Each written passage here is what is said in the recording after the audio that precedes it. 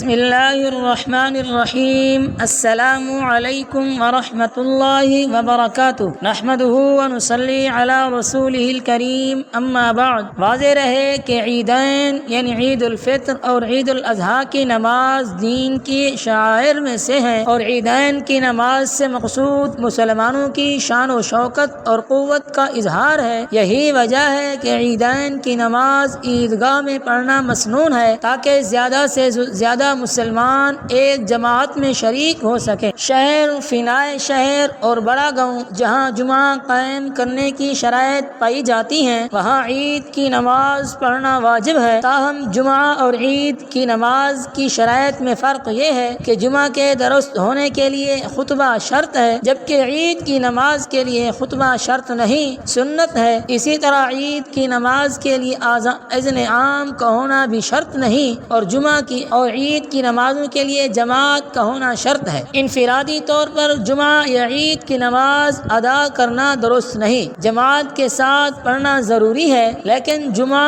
اور عید کی جماعت کے لیے کتنے افراد ضروری ہیں اس میں فرق ہے۔ جمعہ کی نماز درست ہونے کے لیے امام کے علاوہ 3 مردوں کا ہونا ضروری ہے، اور عید کی نماز کے لیے امام کے علاوہ 1 مرد کا ہونا کافی ہے۔ عید کی نماز کا طریقہ۔ عید الفطر اور عید الاضحیٰ کی نماز کا طریقہ ایک ہی ہے۔ عید کی نماز کے لیے اذان اور اقامت نہیں، جب نماز کھڑی کی جائے تو عید کی نماز 6 زائد تکبیرات کے ساتھ پڑھنے کی نیت کرے، اس کے بعد تکبیر کہہ کر ہاتھ ناف کے نیچے باندھ لے اور ثنا پڑھے، اس کے بعد 3 زائد تکبیریں کہے، 2 تکبیروں میں ہاتھ کانوں تک اٹھا کر چھوڑ دے اور تیسری تکبیر پر ہاتھ اٹھا کر ناف کے نیچے باندھ لے۔ اس کے بعد امام اونچی آواز میں قرات کرے۔ قرات مکمل ہونے کے بعد بقیہ رکعات یعنی رکوع اور سجدہ وغیرہ دیگر نمازوں کی طرح ادا کرے۔ پھر دوسری رکعت کے شروع میں امام اونچی آواز میں قرات کرے، اس کے بعد 3 زائد تکبیریں کہے، تینوں تکبیروں میں ہاتھ کانوں تک اٹھا کر چھوڑ دے، پھر ہاتھ اٹھائے بغیر چوتھی تکبیر کہہ کر رکوع میں چلا جائے، اور پھر دیگر نمازوں کی طرح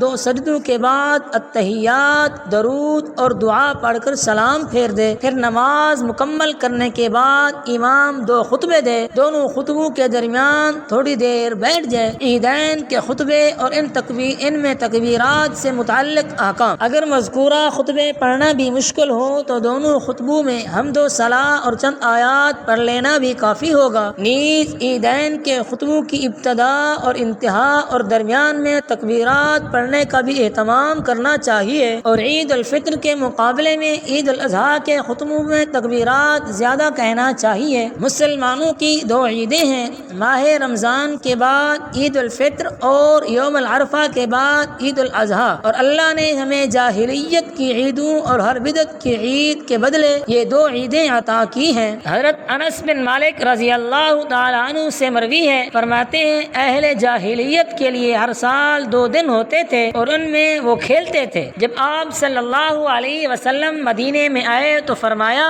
تمہارے لیے 2 دن تھے جن میں تم کھیلتے تھے، اور اللہ نے تمہیں ان کے بدلے میں ان سے بہتر عطا کیا، یوم الفطر اور یوم الاضحیٰ۔ اور کفار کی عیدوں میں شرکت کرنا جائز نہیں ہے، کیونکہ عیدین کسی بھی دین کی علامات، شرائع اور طریقوں کو ظاہر کرتی ہیں۔ اللہ نے فرمایا ہم نے تم میں سے ہر ایک کے لیے شریعت اور راستہ بنایا ہے، اور اللہ نے دونوں عیدوں میں ایک نماز مشروع کی ہے جو کہ عید کی نماز ہے، اور وہ مظاہر عید میں سے سب سے اہم مظہر ہے۔ عید کی نماز کا حکم۔ عیدین کی نماز فرض کفایہ ہے، اگر کوئی ایک شخص نماز ادا کر دے تو باقی لوگوں سے اس کا گناہ ساقط ہو جاتا ہے، ہاں مگر اس کے بارے میں بہت تاکید وارد ہوئی ہے، کیونکہ آپ صلی اللہ علیہ وسلم نے بوڑھوں اور عورتوں کو اس کی ادائیگی کا حکم دیا، یہاں تک کہ حیض والی عورتیں اگرچہ وہ نماز ادا نہیں کر سکتی لیکن پھر بھی ان کو عید گاہ کی طرف جانے کو کہا گیا ہے۔ اس سے اس نماز کی فضیلت اور تاکید واضح ہوتی ہے، اور اس کی فرضیت پر دلیل قرآن کی یہ آیت کریمہ ہے، اللہ کا قول اپنے رب کے لیے نماز پر اور قربانی کر۔ نمبر 2، نبی صلی اللہ علیہ وسلم پاک کا اس حکم دینا حتیٰ کہ عورتوں کو بھی حکم دیا۔ ام عطیہ رضی رضی اللہ تعالی عنہ کی وجہ سے فرماتی ہیں آپ صلی اللہ علیہ وسلم نے ہمیں حکم دیا کہ ہم عید الفطر اور عید الاضحیٰ کے دن نوجوان لڑکیوں، حیض والیوں اور باکرہ لڑکیوں کو عید گاہ کی طرف نکالیں، اور یہ کہ حیض والیاں نماز ادا نہ کریں لیکن مسلمانوں کے ساتھ دعا میں شریک ہوں۔ عیدین کی نماز کا وقت۔ عید کی نماز کا وقت سورج کے بلند ہونے سے آنکھ کے دیکھنے میں ایک نیزے کی مقدار ہے، اور اس مقدار سورج کے طلوع ہونے کی چوتھائی ساعت سے زوال تک ہے۔ عید الاضحیٰ کی نماز کو جلدی پڑھنا سنت ہے تاکہ قربانی کا وقت کشادہ ہو، اور عید الفطر کی نماز کو مؤخر کرنا تاکہ صدقہ فطر اور زکوٰۃ کے نکالنے کے وقت میں وسعت ہو۔ عیدین کی نماز کی جگہ۔ عیدین کی نماز مسجد میں نہیں بلکہ عیدگاہ میں ادا کرنا سنت ہے۔ اگر ضرورت کے پیش نظر مسجد میں بھی پڑھ لی گئی تو کوئی حرج نہیں ہے۔ عیدین کی نماز کی مستحب چیزیں۔ نمبر 1، عید کے مستحبات میں سے ایک مستحب یہ ہے کہ مرد اپنے آپ کو اچھے کپڑے پہننے کے ساتھ خوبصورت بنائے۔ بہرحال عورتیں بغیر خوبصورتی کے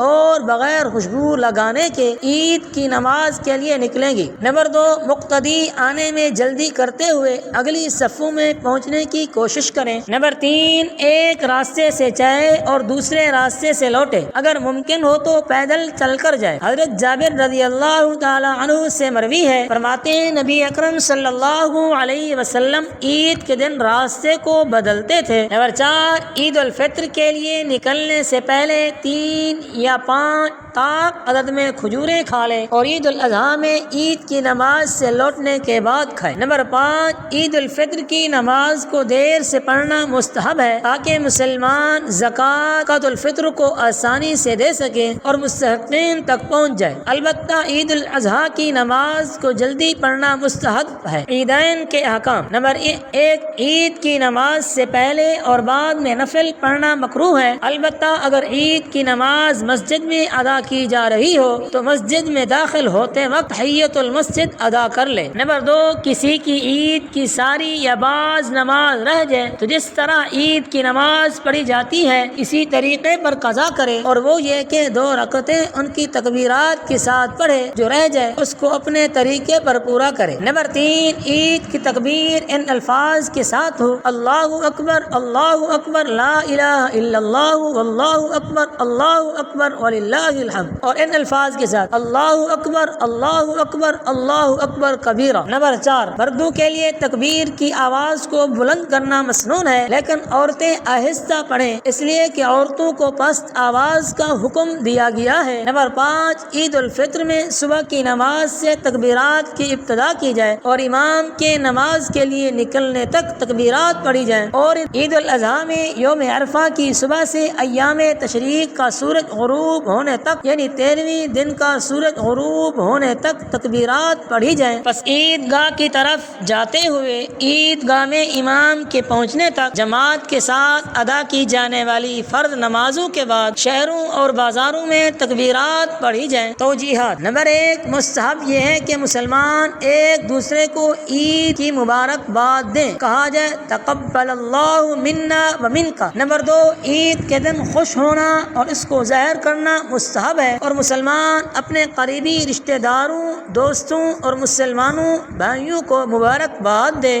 نمبر 3، عید کے موقع کو غنیمت جانتے ہوئے مسلمانوں پر لازم ہے کہ وہ آپس کی رنجشیں ختم کریں، صلہ رحمی قائم کریں اور جانی دشمنوں کے درمیان صلح کروائیں۔ نمبر 4، عید کے دن پہ قبروں کی زیارت کرنا جائز نہیں، کیونکہ وہ عید کی خوشیوں کے خلاف ہے۔ نمبر 5، عیدین میں اہل و عیال پر لباس میں، کھانے پینے میں اور حلال کردہ نعمتوں میں وسعت کا مظاہرہ کرنا چاہیے، یعنی ان پر ان چیزوں کے ضمن میں خوب خرچ کرنا چاہیے۔ عید کے 2 دن خوشی کے دن ہیں۔ اللہ نے فرمایا کہہ دیجئے کہ پس لوگوں کو اللہ کے اس انعام اور رحمت پر خوش ہونا چاہیے، وہ اس سے قدرے بہتر ہے جس کو وہ جمع کرتے ہیں۔ نمبر 6، مسلمانوں کے لیے جائز نہیں کہ وہ عید کی خوشیوں کا اظہار ایسے طریقے سے کریں جو اسلام کی تعلیمات اور اس کے آداب کے خلاف ہوں۔ مثلا اگر عید کی خوشیوں کے اظہار میں مردوں اور عورتوں کا آپس میں اختلاط ہوتا ہے، نمازیں ضائع کی جاتی ہیں، حرام کام کا ارتکاب کیا جاتا ہے، گانے وغیرہ سنے جاتے ہیں تو یہ جائز نہیں۔ اللہ پاک سے دعا ہے کہ اللہ پاک ہمیں نیک اعمال کرنے اور برے اعمال سے بچنے کی توفیق عطا فرمائے، آمین ثم آمین۔ محترم ناظرین، آج کی میری اس انفارمیشن ویڈیو کو لائک اور میرے اسلامی چینل مصطفیٰ کی باتیں کو سبسکرائب کر دیجیے۔ جزاک اللہ خیرا کثیرا۔